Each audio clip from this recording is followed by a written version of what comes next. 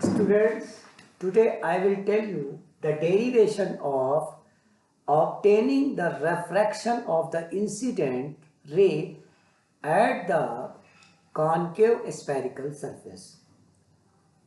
It is also most important derivation, and this derivation may also be asked in the board examination. Okay?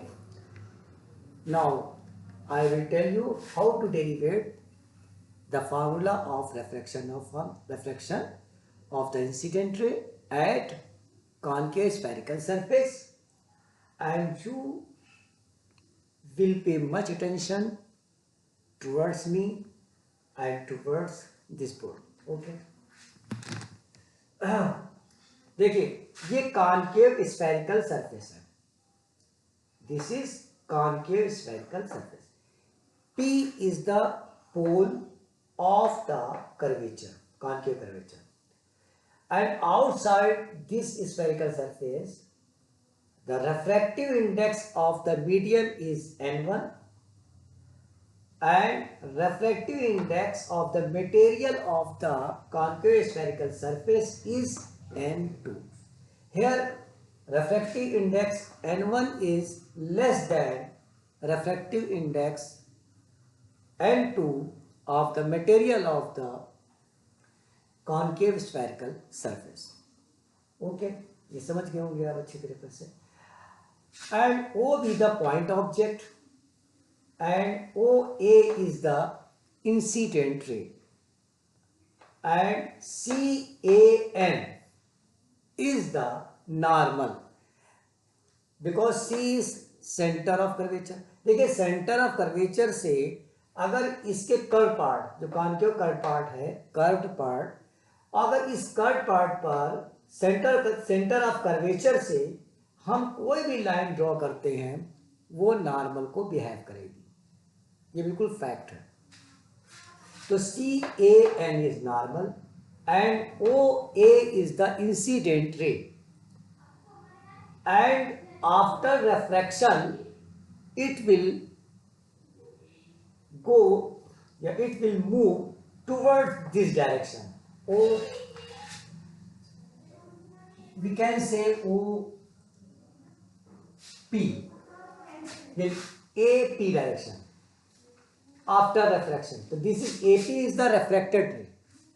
AP is the refracted ray.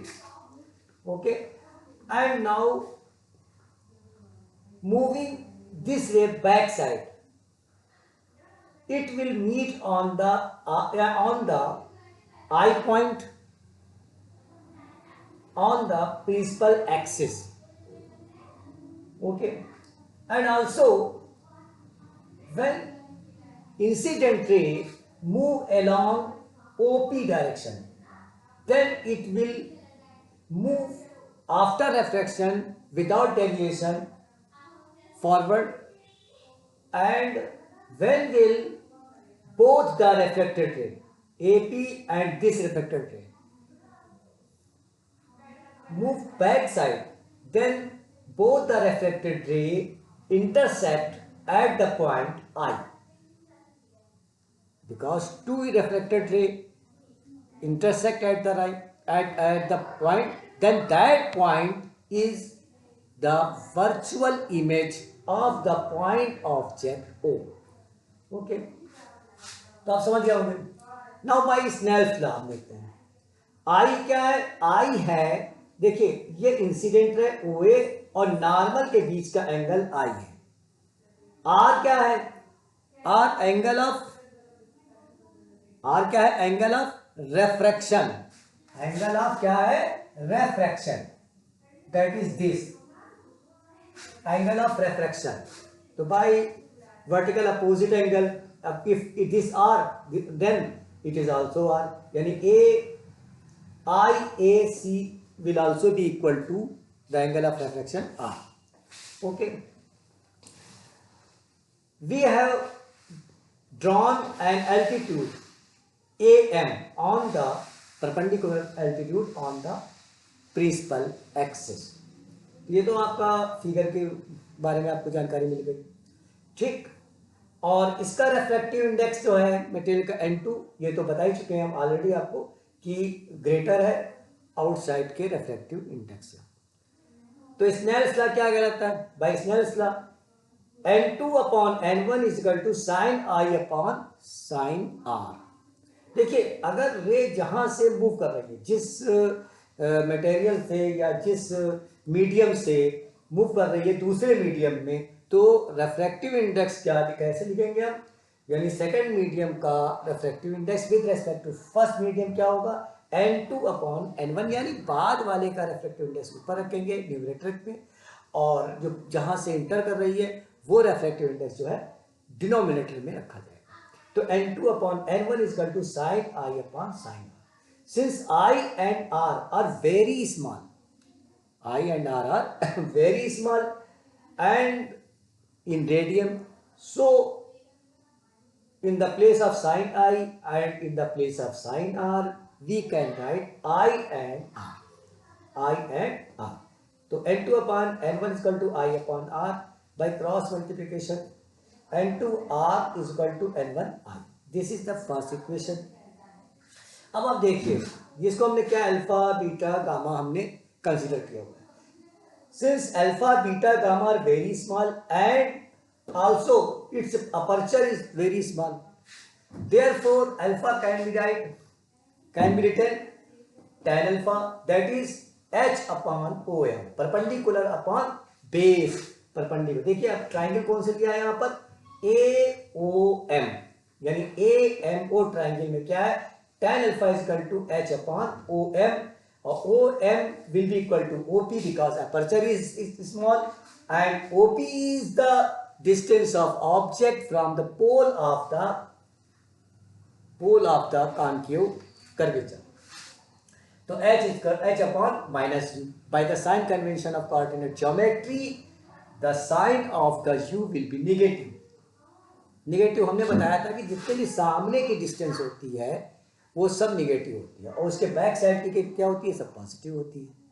तो आपको हमने ये भी बताया था कि अलोंग द इंसिडेंट रे जितनी होती है सब पॉजिटिव होती है, अगेंस्ट द इंसिडेंट रे जो होगी वो सब निगेटिव होगी, आपको बता चुके ऑलरेडी। इसी तरह देखिए बीटा होगा, tan बीटा यानी इक्वल टू, जो कि बीटा स्मॉल है तो इसको tan बीटा भी लिख सकते हैं, H अपॉन IM की जगह पे हम IP लिख सकते हैं क्योंकि अपर्चर स्मॉल है, तो H अपॉन माइनस V, यानी distance of image from the pole is V, और because all the point IOM in front of curvature, concave curvature, therefore may be taken as negative sign, H upon minus V, यानी minus gamma is equal to tan gamma, H upon CM, in the place of CM we can write CP, H upon minus R, R क्या? Radius of curvature. Okay, तो this is, हम इसको नाम दे रहे हैं equation 2, 3, 4, alpha beta gamma की value इसको 2, 3, 4 कर रहे हैं।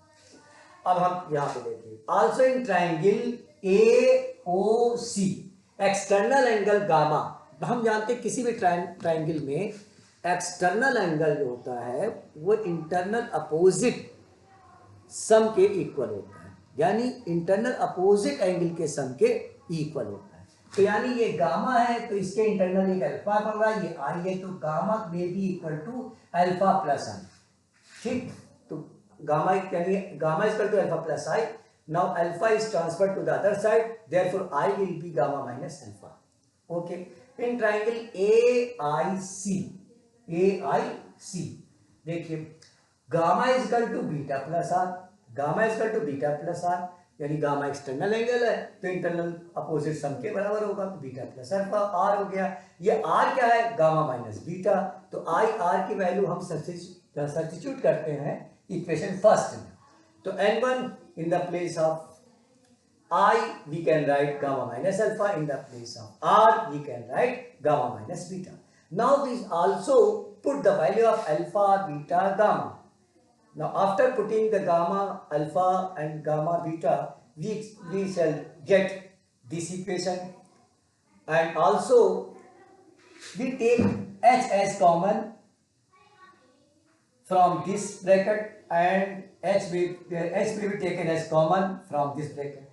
After taking H common from this and h from this bracket, then h will be cancelled on both sides.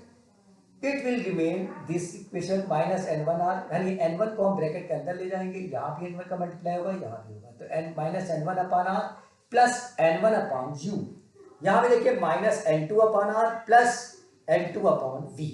तो ये आपको समझ में आ गया होगा कैसे हमने किया है, इतना नोट कीजिए आप। तो आगे बस थोड़ा सा आपको खाली ट्रांसफर करना और रिजल्ट हमारा आ जाएगा। बोलिए, नोट कर लिया आप लोगों ने अच्छी तरीके से? हैं, इसको अच्छी तरह नोट कर लीजिए।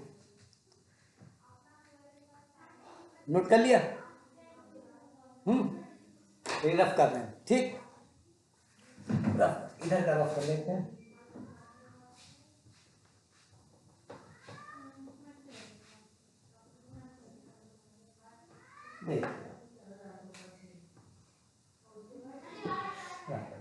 तो हमारा रिजल्ट क्या आया? Minus n1 upon r plus n1 upon u is equal to minus n2 upon r plus n2 upon v।